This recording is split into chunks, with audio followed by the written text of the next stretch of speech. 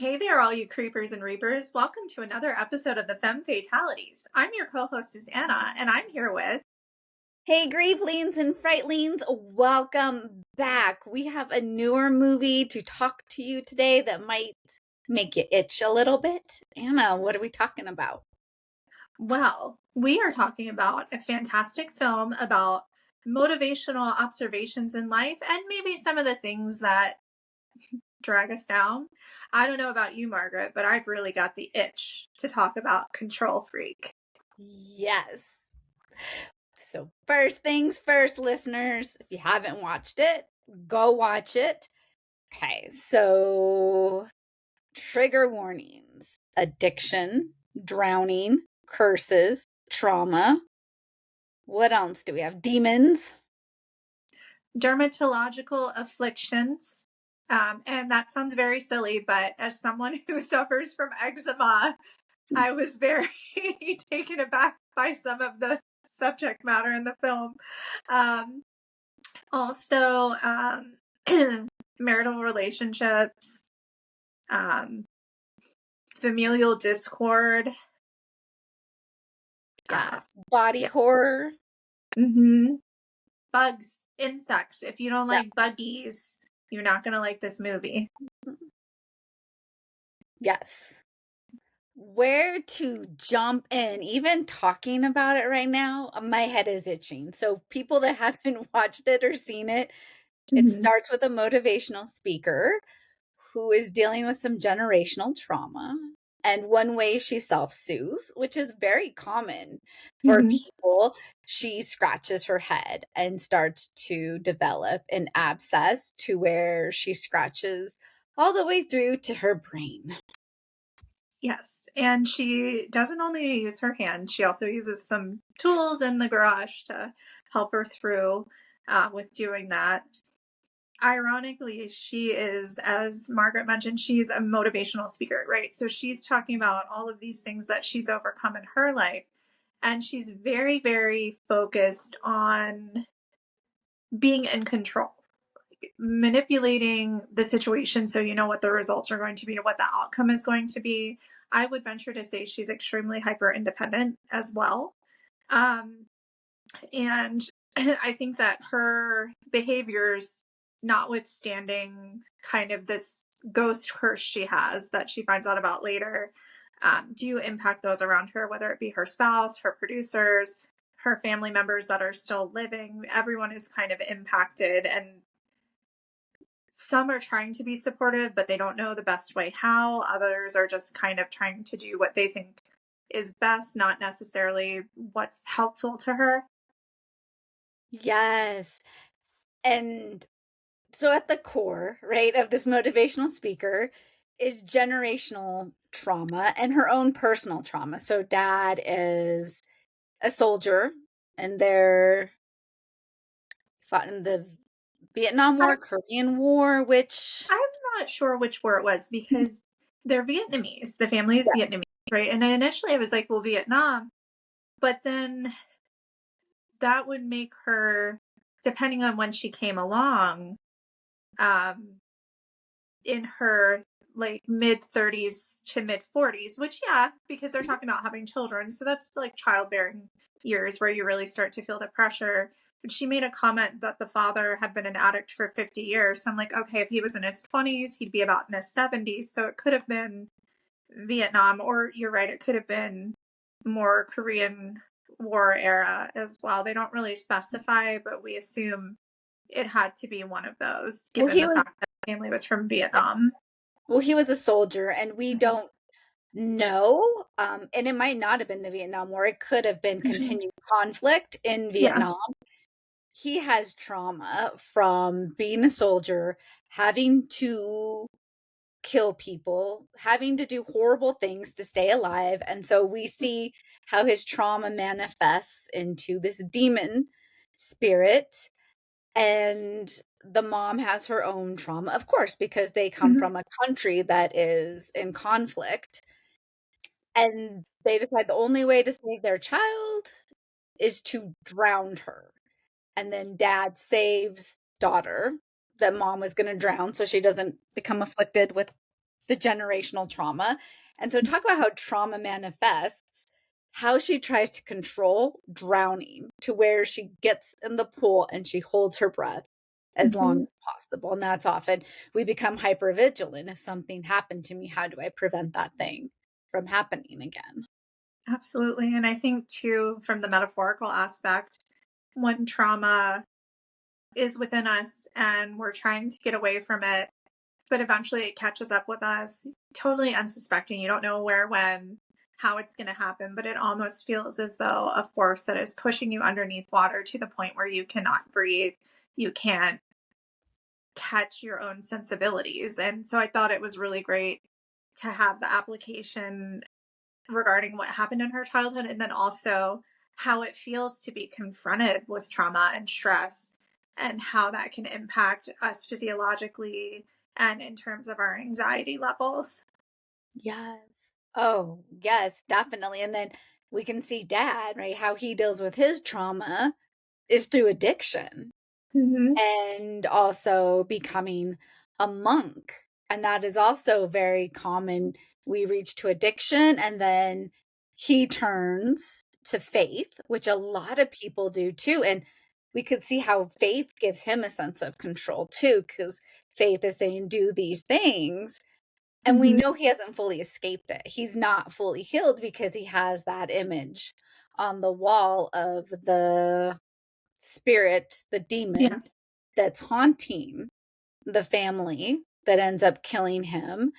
And then we get to her, the third act, where she's going to try to stop herself Hmm. from harming and goes to more self harm, and how she tries to fight this demon that really Hmm. wants love, like that swimming pool image where she's drowning it, and it's really just this very wounded, hurt person, part of her.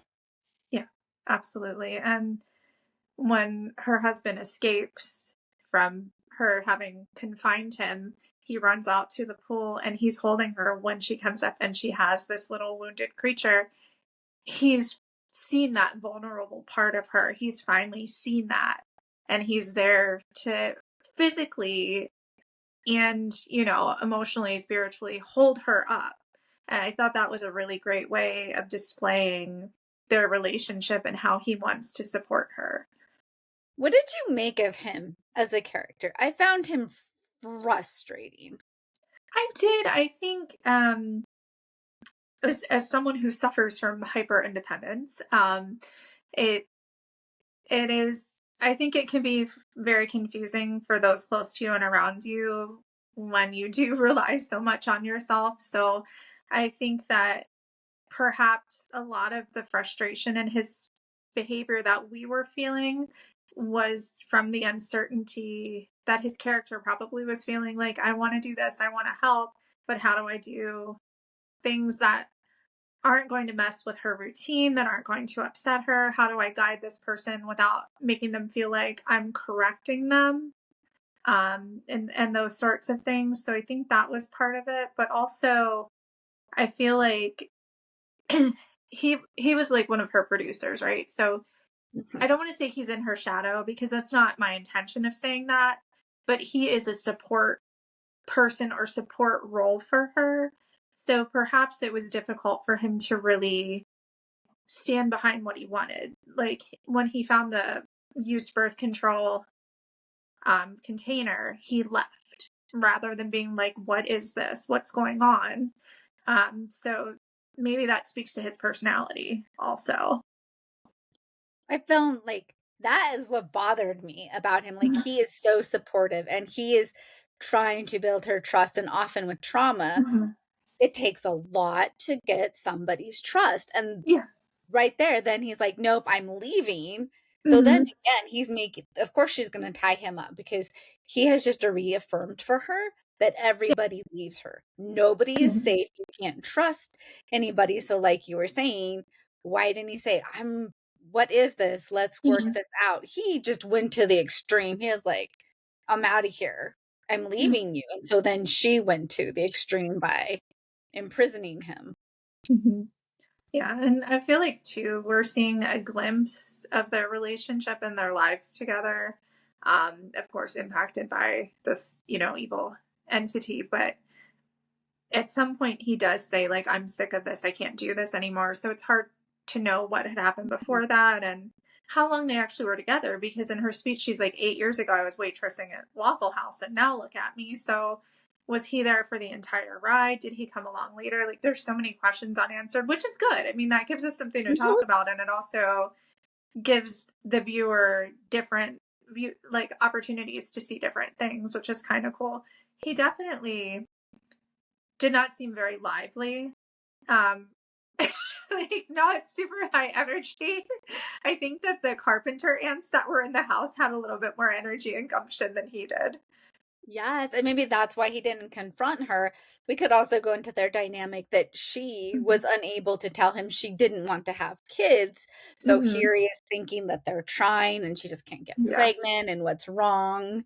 And that Mm-hmm. devastation to learn your partner's been lying to you. So right there, like you said, there's already problems in the relationship. She can't say no to having kids right Mm-hmm. now. It's just It's a messy. lot. Yeah. And I think with the kids thing, she's like, oh, well, I'm about to go on tour. It's not a good time. Mhm. Do you think that that was the whole reason? Or do you think part of it is because she doesn't want to pass on anything to her offspring?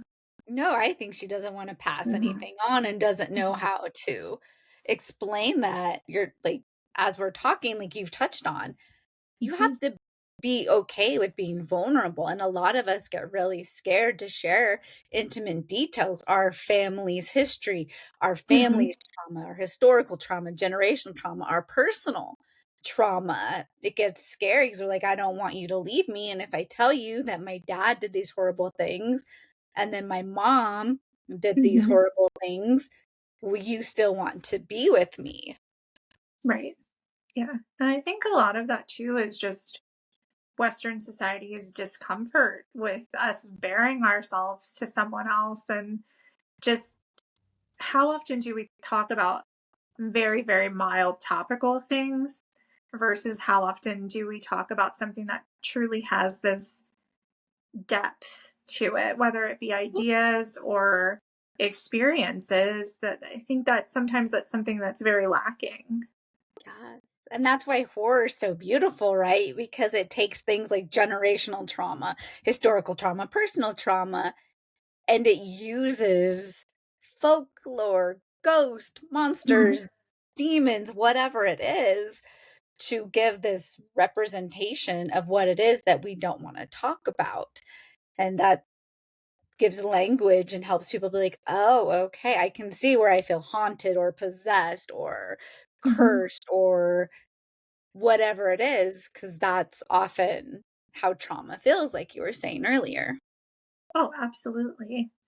And I think that the whole kind of physical effect of the demon was really effective in terms of how they display it in the film. So essentially, she's experienced a TBI from the hole in her head. She's very immobile on the right side. She's having ambulatory issues, all of these different things, which can happen when you do actually have a TBI or you have a stroke or you have some sort of systemic issue that affects oxygen to the brain, right? That's not uncommon. Mhm. But showing her still having the will to do the therapy, to want to be able to be mobile again, to recover and work with the medical staff and the medical community in terms of what they're recommending, she's not letting it beat her. Like, she has this drive. And I think part of her being a motivational speaker in this film is to show that she has that drive to keep going, like to Mhm. always search for something better, some sort of resolution to figure out what's going on, even though she doesn't necessarily know exactly what's ailing her. Yes. And that's what's so beautiful about this movie is that it is giving hope. It's saying if you do the work, Mm-hmm. your demons aren't going to take over. You don't have to run from them. You don't have to, like, if you fight them, you will beat them to the point where you can have a kid. And even the end where it's like they're mindful. This is the family Mm-hmm. history. This is how are we mindful about this and not running from it so that it comes back? There's that sense of embracing. Yes, this happened and Mm-hmm. we are healed from it. Yeah, absolutely. And at the end scene, of course, where like the ant crawls across the baby's face, I was like, well, duh. Like, which was, it was a good, if you're watching it just for like the horror value, it was a good end scene.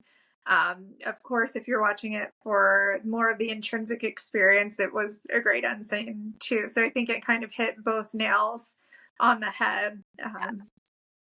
And you also touch on something, and the movie touches on it. This is mainly a movie about trauma, as we've said.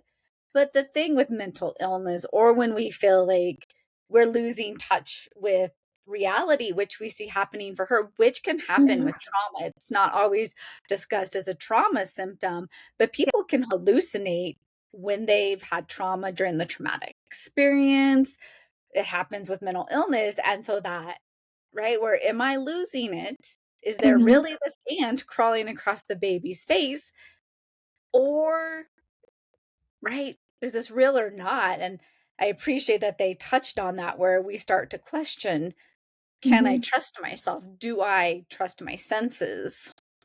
Absolutely. And that's the hard thing too. You mentioned earlier, a lot of the time when we're working through trauma and we kind of fall into these different character archetypes or experiences, it's really hard for others to gain trust, right? So that almost becomes something that is just everyday normal when you're working through trauma, or you're hyper independent or whatever the situation is. But then when you start questioning if you can trust yourself, I feel like that becomes a very, very difficult idea, concept to work through, because here we are, okay, well, I can't rely on anybody else, but I can rely on myself. And then you wake up and you're like, can I even trust myself anymore? So what do you do next? How do you get through that? How do you cope? And how do you find support for that? Yes, definitely. This movie kind of borders like Jacob's ladder in that. Yeah. How do I trust? How do I know? And if I can't trust myself, how can I trust you? So I know I Mm-hmm. can trust myself more than I can trust you because I don't even know. And that's where it gets sad with her husband, because he feels like somebody who could help her test reality. Is there an Mm-hmm. ant crawling on the baby? Oh no. Okay, thank you.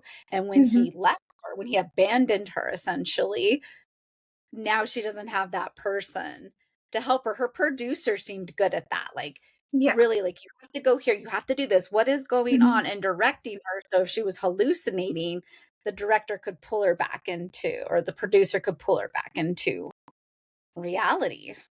Yeah. Absolutely. So okay, I do have a question. At the end, is she a single mom, or is do we just make our own decision as to whether the husband's around? Or because I wasn't very clear. Like I knew it was her and the kiddo, but I wasn't clear on if he did choose to stay, if he left and came back, if he wasn't in the picture at all anymore. That's a good question. I Yeah, don't know. You yeah, would I think guess he it's would come back because that yeah. was his main. He Mhm. felt like he was really the one that wanted to have Yeah. children. So you would think, Hmm. or I took it as like that was like her story. Like she Yeah. worked on her family stuff. And so Hmm. her and the baby are good. And we don't know his family stuff, or if he Yeah. has family stuff. Yeah. So I kind of just like assumed he was like off barbecuing lunch or something, like in another part of the park, or I don't know. But yeah, that, you know, what would have been a cool ending too though, is like she would have been with the baby and then it pans over to wherever he was at, and then you see like, you know, this little thing behind him, and it's like, oh gosh, now he has to do his personal work or his self work. Yes, he does though. I was just Yeah. checking my notes. Yeah. I think we've covered like so much of it. Mhm. Yeah. Which I think it's a really good film. It's not super heavy compared to a lot of the stuff we talk about on the gore. There are some bloody scenes, but this is definitely more of almost a thriller, like a think about it type of film, something that's Mm-hmm. more experiential.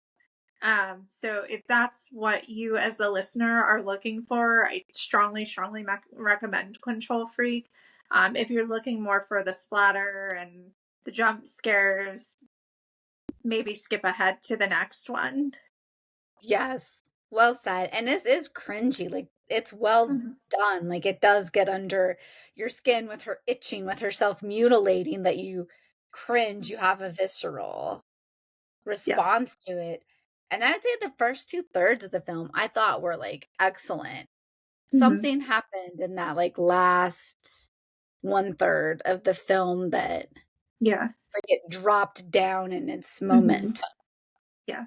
Oh, and I do have to say, I didn't mention this earlier, but there is another trigger. If you're really superstitious, there is a scene with mirrors, and I was like, oh no. And the person I was watching it with was like, what's she gonna do with those mirrors? And I'm like, I know what she's gonna do with them. Because once again, I'm very superstitious. But I lived through it. I watched it. I made it. So if you're superstitious, I think you can get through it too. But it was quite funny. Just like, oh, but no, it was great, and it's fun too. I love like the folkloric aspect of this movie because Mm-hmm. there are bits and pieces from different cultures that you could also identify with. Just for instance, we know that this is kind of more Vietnamese lore, but there were certain things that were happening in terms of the entity reaching for her and the shadow and this and that. And I was like, oh, that's very commonplace in gypsy lore as well. And there were a few other scenes, and I was like, oh, yeah, that reminds me of, some of the Japanese folklore I've read. So it was kind of cool for comparison to see this creature in effect. Yes, and that it brings awareness to Vietnamese folklore as well Mhm. as some of their practices where even we see her aunt having her ancestor altar and even her Mhm. husband being like, talk to your dad, and her dad's like, do your offerings to your mom, and they Yeah. don't go into it. And in our thanatology program, like we learned, like Mhm. we had to know, like be culturally sensitive. And so Yeah. a lot of Asian communities, especially Vietnamese, there is this sense that you have to Yeah. honor your deceased. You have an altar, you're offering them food, gifts, things, because if they're unhappy in the afterlife, they can make you unhappy in your life. And even they don't get into that, but I was wondering if Mhm. for dad, like honor your mother, almost like if you honor your mom, maybe the demon Yeah. won't be as strong because mom can do Mhm. something. And Yeah. if you know more about Vietnamese practices, please comment, share with us, like if you have insight Absolutely. into that.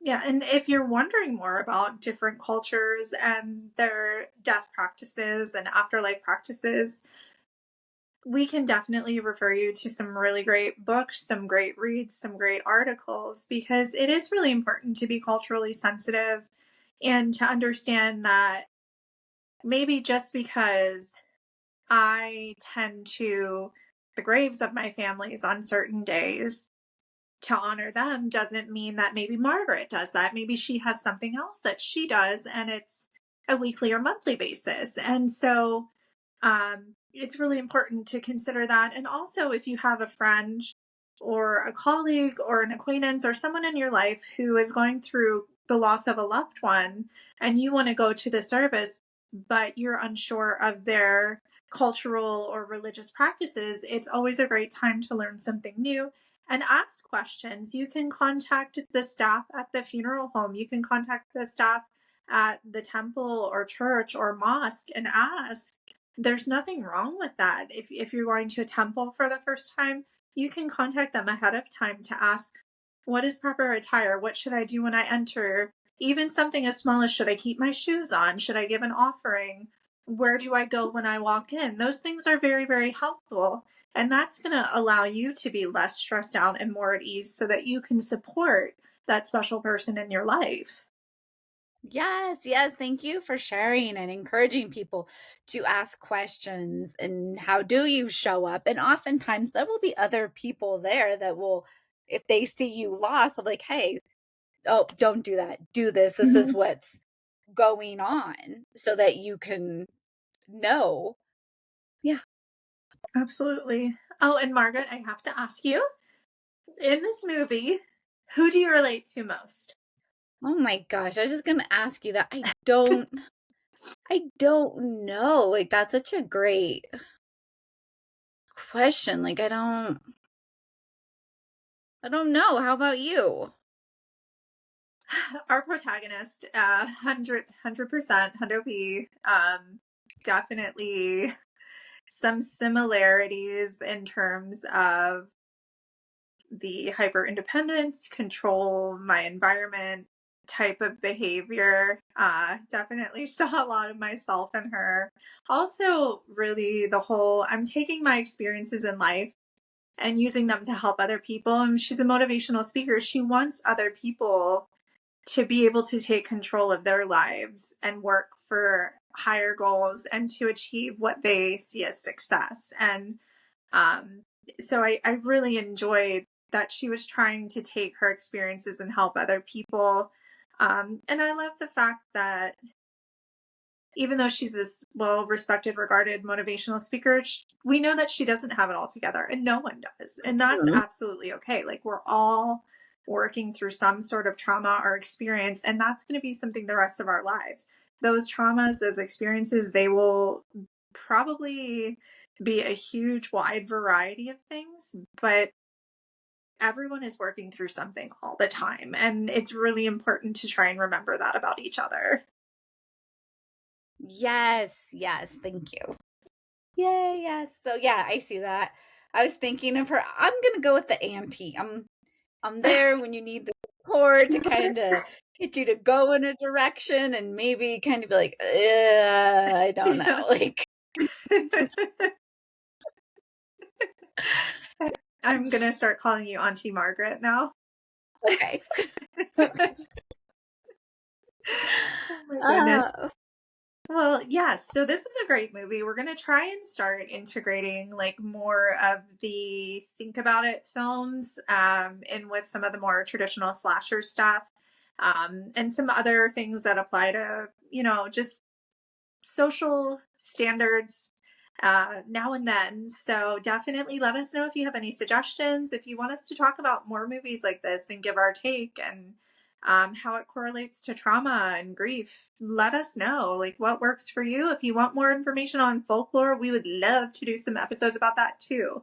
So until yeah. next time, drink your bruja brew, eat your coffin cookies, howl at the moon, and don't forget, Like, subscribe, follow, comment. Thanks for watching and listening.